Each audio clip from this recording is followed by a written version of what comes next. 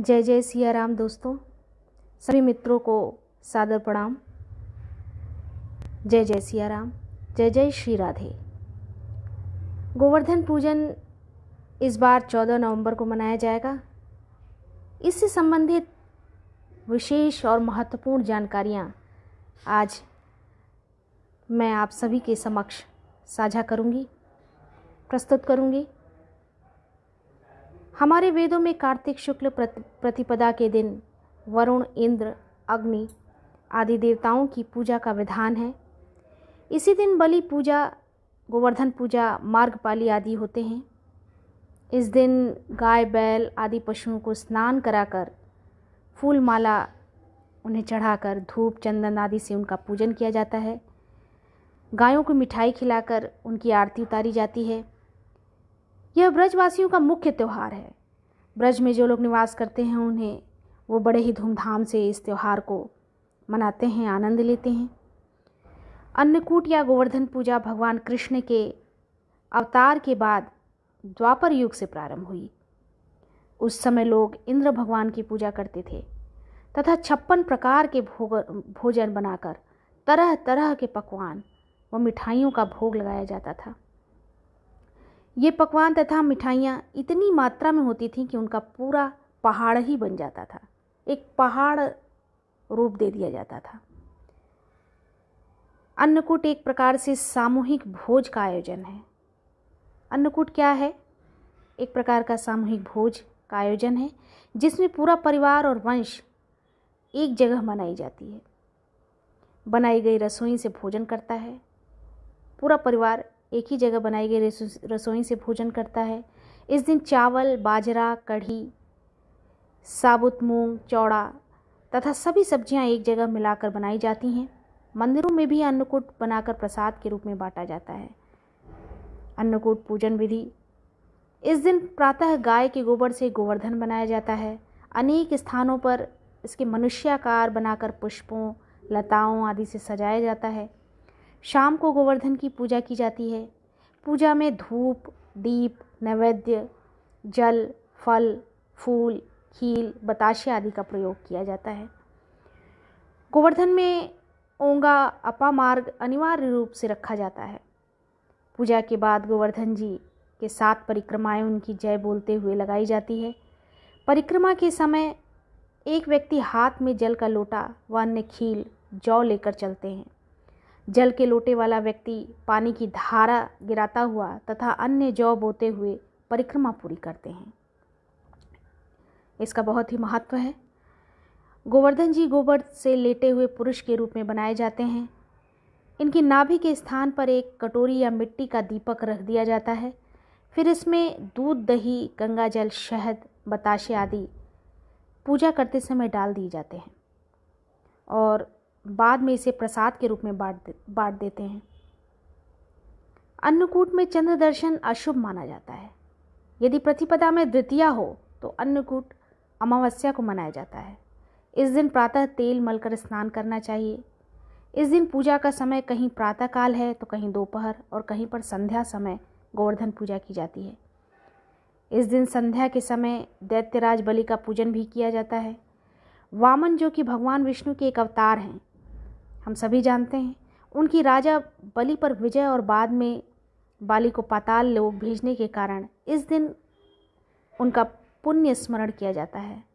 यह माना जाता है कि भगवान वामन द्वारा दिए गए वरदान के कारण असुर राजा बलि इस दिन पाताल लोक से पृथ्वी लोक आता है। गोवर्धन गिरि भगवान के रूप में माने जाते हैं और इस दिन उनकी पूजा अपने घर में करने से धन, धान्य, संतान और गोरस की वृद्धि होती है। आज का दिन 3 उत्सवों का संगम होता है। इस दिन दस्तकार और कल कारखानों में कार्य करने वाले कारीगर भगवान विश्वकर्मा की भी पूजा करते हैं। इस दिन सभी कल कारखाने तथा तो पूर्णतः बंद रहते हैं। घर पर कुटीर उद्योग चलाने वाले कारीगर भी काम नहीं करते। भगवान विश्वकर्मा और मशीनों एवं उपकरणों का दोपहर के समय पूजन किया जाता है। गोवर्धन पूजा की पौराणिक कथा है।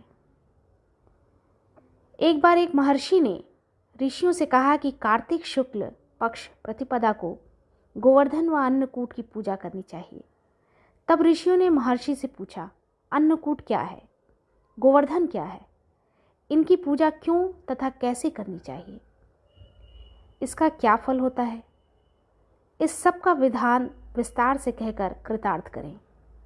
महर्षि बोले, एक समय की बात है, भगवान श्री कृष्ण अपनी सखा और गोप ग्वालों के साथ गाय चराते हुए गोवर्धन पर्वत की तराई में पहुँचे। वहाँ पहुंचकर उन्होंने देखा कि हजारों गोपियाँ 56 प्रकार के भोजन रखकर बड़े उत्साह से नाच गाकर उत्सव मना रही थीं। पूरे व्रज में भी तरह तरह के मिष्ठान तथा पकवान बनाए जा रहे थे। श्री कृष्ण ने इस उत्सव का आयोजन पूछा तो गोपियाँ बोलीं, आज तो घर घर में यह उत्सव ही हो रहा होगा, क्योंकि आज वृत्तासुर को मारने वाले मेघ देवता देवराज इंद्र का पूजन होगा। यदि वे प्रसन्न हो जाएं तो ब्रज में वर्षा होती है, अन्न पैदा होता है, ब्रजवासियों का भरण पोषण होता है, गायों का चारा मिलता है तथा जीविकोपार्जन की समस्या हल होती है। यह सुनकर श्री कृष्ण ने कहा, यदि देवता प्रत्यक्ष आकर भोग लगाएं तब तो तुम्हें यह उत्सव पूजा जरूर करनी चाहिए। गोपियों ने यह सुनकर कहा, कोटि कोटि देवताओं के राजा देवराज इंद्र की इस प्रकार निंदा नहीं करनी चाहिए। यह तो इंद्रोज नामक यज्ञ है, इसी के प्रभाव से अतिवृष्टि तथा अनावृष्टि नहीं होती। श्री कृष्ण बोले, इंद्र में क्या शक्ति है जो पानी बरसाकर हमारी सहायता करेगा? इससे अधिक शक्तिशाली तो हमारा यह गोवर्धन पर्वत है, इसी के कारण वर्षा होती है। अतः हमें इंद्र से भी बलवान गोवर्धन की पूजा करनी चाहिए।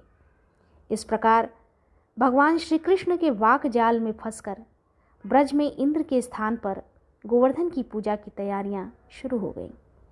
सभी गोप ग्वाल अपने अपने घरों में सुमधुर मिष्ठान पकवान लाकर गोवर्धन की तलहटी में श्री कृष्ण द्वारा बताई विधि से गोवर्धन पूजा करने लगे। उधर श्री कृष्ण ने अपने आधिदैविक रूप से पर्वत में प्रवेश करके ब्रजवासियों द्वारा लाए गए सभी पदार्थों को खा लिया तथा उन सबको आशीर्वाद दिया। सभी ब्रजवासी अपने यज्ञ को सफल जानकर बड़े प्रसन्न हुए। नारद मुनि इंद्रोज यज्ञ देखने की इच्छा से वहां आए। गोवर्धन की पूजा देखकर उन्होंने ब्रजवासियों से पूछा तो उन्होंने बताया, श्री कृष्ण के आदेश से इस वर्ष इंद्र महोत्सव के स्थान पर गोवर्धन पूजा की जा रही है।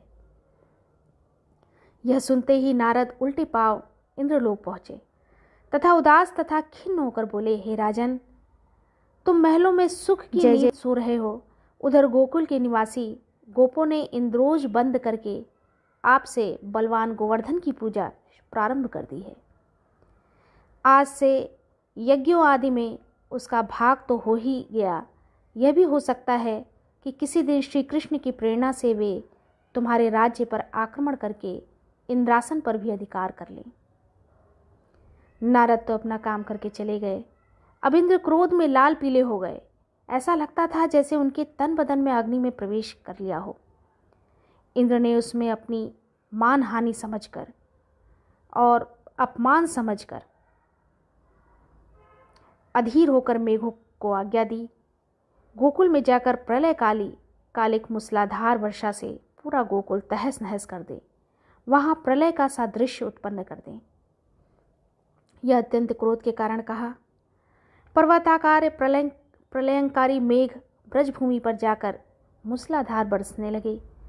कुछ ही पलों में ऐसा दृश्य उत्पन्न हो गया कि सभी बाल ग्वाल भयभीत हो उठे। भयानक वर्षा देखकर ब्रजमंडल घबरा गया। सभी ब्रजवासी श्री कृष्ण की शरण में जाकर बोले, भगवान, इंद्र हमारी नगरी को डुबाना चाहता है, आप हमारी रक्षा कीजिए, हमें बचाइए। गोप गोपियों की करुण पुकार सुनकर श्री कृष्ण बोले, तुम सब गौओं सहित गोवर्धन पर्वत की शरण में चलो, वहीं सबकी रक्षा करेंगे। कुछ ही देर में सभी गोप ग्वाल पशुधन सहित गोवर्धन की तलहटी में पहुंच गए। तब श्री कृष्ण ने गोवर्धन को अपनी कनिष्ठा उंगली पर उठाकर छाता सा तान दिया और सभी गोप ग्वाल अपने पशुओं सहित उसके नीचे आ गए। 7 दिन तक गोप गोपिकाओं ने उसी की छाया में रहकर अतिवृष्टि से अपना बचाव किया। सुदर्शन चक्र के प्रभाव से ब्रजवासियों पर एक बूंद भी जल नहीं पड़ा। इससे इंद्र को बड़ा आश्चर्य हुआ। यह चमत्कार देखकर और ब्रह्मा जी द्वारा श्री कृष्ण अवतार की बात जानकर इंद्र को अपनी भूल पर बहुत ही पश्चाताप हुआ और ग्लानि महसूस हुई। वह स्वयं ब्रज गए और भगवान कृष्ण के चरणों में गिरकर अपनी मूर्खता पर क्षमा याचना करने लगे। 7वें दिन श्री कृष्ण ने गोवर्धन को नीचे रखा और ब्रजवासियों से कहा, अब तुम प्रतिवर्ष गोवर्धन पूजा कर अन्नकूट का पर्व मनाया करो।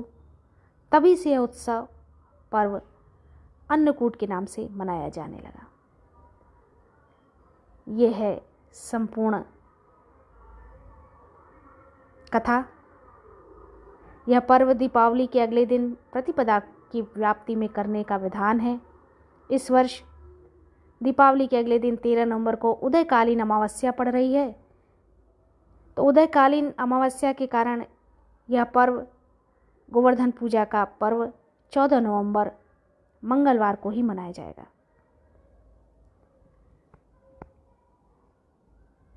गोवर्धन पूजा का मुहूर्त प्रातःकाल 6:43 से 8:52 तक रहेगा।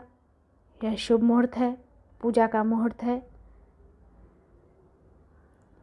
भगवान की गोवर्धन महाराज की जो आरती है वो इस प्रकार है। संपूर्ण पूजा का जब आप प्रारंभ करते हैं और एक के बाद एक सभी चीज़ों को भगवान को अर्पित करने के पश्चात पूजा समाप्त करते समय गोवर्धन महाराज की जो आरती की जाती है वह है, श्री गोवर्धन महाराज ओ महाराज, तेरे माथे मुकुट विराज रहे हो। तो पे पान चढ़े तो पे फूल चढ़े, तो पे चढ़े दूध की धार, तेरे माथे मुकुट विराज रहे हो। तेरी 7 कोस की परिक्रमा और चकलेश्वर विश्राम, तेरे माथे मुकुट विराज रहे हो। तेरे गले में कंठा साज रहे हो, ठोड़ी पे हीरा लाल, तेरे माथे मुकुट विराज रहे हो। तेरे कानन कुंडल चमक रहे हो, तेरी झांकी बनी विशाल, तेरे माथे मुकुट विराज रहे हो। तेरे माथे मुकुट विराज रहे हो। गिरिराज धरण प्रभु तेरी शरण, गिरिराज धरण प्रभु तेरी शरण, करो भक्त का बेड़ा पार, करो भक्त का बेड़ा पार, तेरे माथे मुकुट विराज रहे हो, तेरे माथे मुकुट विराज रहे हो। श्री गोवर्धन महाराज ओ गोवर्धन महाराज। आप सभी धर्म प्रेमी भक्तों एवं मित्रों को गोवर्धन एवं अन्नकूट पूजा की हार्दिक शुभकामनाएं।